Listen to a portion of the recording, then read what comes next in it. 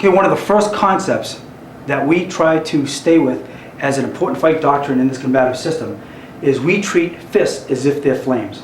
Meaning that we either want to be real far away so we don't get burnt, or we want to be real close so we don't get burnt. But we try never to be at the tips of the flames. If we do get caught at mid-range, which is very difficult to avoid in a real fight, we want to be moving, or punching so we're breaking up the flames and we're confusing the fighter. So we're either far away from the fists or we are real close, smothering the flames.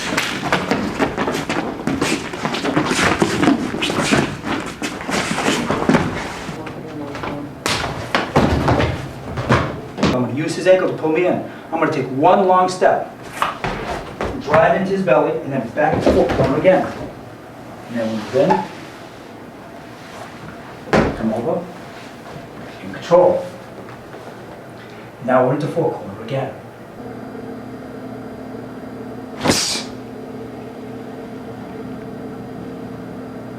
My fingers slide up my body. My shoulders don't move. He's too close to see what's going on. As I reach the elevation of my target, my knees and my body accelerate, and it's too late for him. And that's the belly blast. And the wrist turns. What we do is, just like an experienced fighter does, he lays his fingers down. This is what a real experienced boxer does in the ring, inside of a pair of boxing gloves that are pretty rigid. He doesn't make a fist. He doesn't squeeze those gloves and try to hold them together. He just lays his fingers down.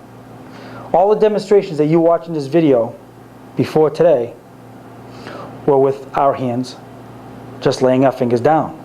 When we do preemptive strikes, our hands may be open, and we lay our fingers down as we bring our fist to the target.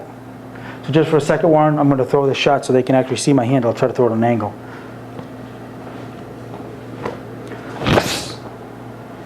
My fingers are laid down. Zoom in on that. There is no fist. There's no resistive tension. I don't want to slow down my speed. Everything is open.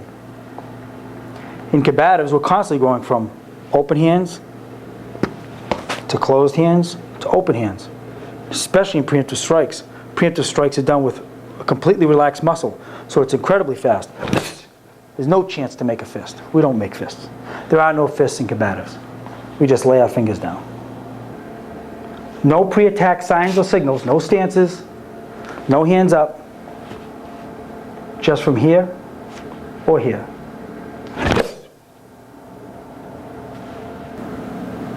The setup that you just saw was designed during the cognitive stage to occupy his mind cognitively. And what you saw is you saw a non-threatening hand position that we call the who me. Who me? Non-threatening hand gesture. Who me? And I've actually loaded my hands. And now you can throw a whipping action, which is about the fastest strike a human being can actually throw, is that whipping action.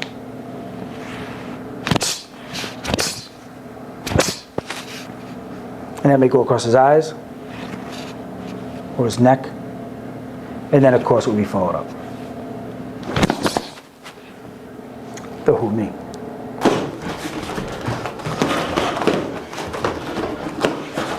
Good, guys. Andy, can you counter?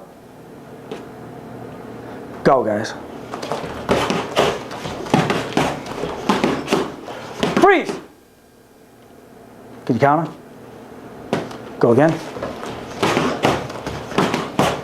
Freeze! Can you counter?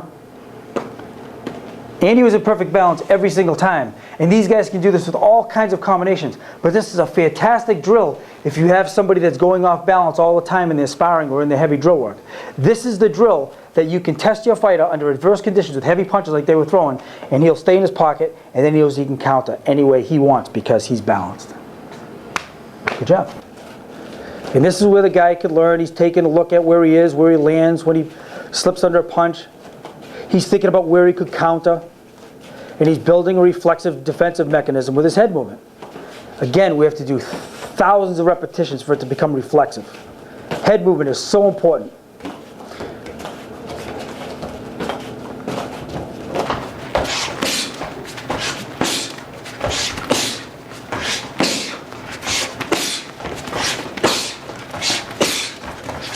But to have a fast punch is nice.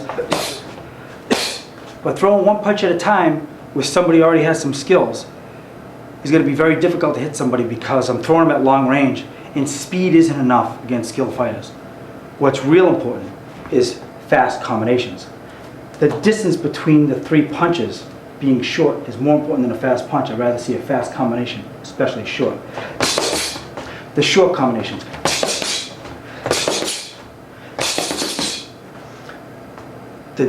The time between the first punch and the last punch should be as short as possible when you're training.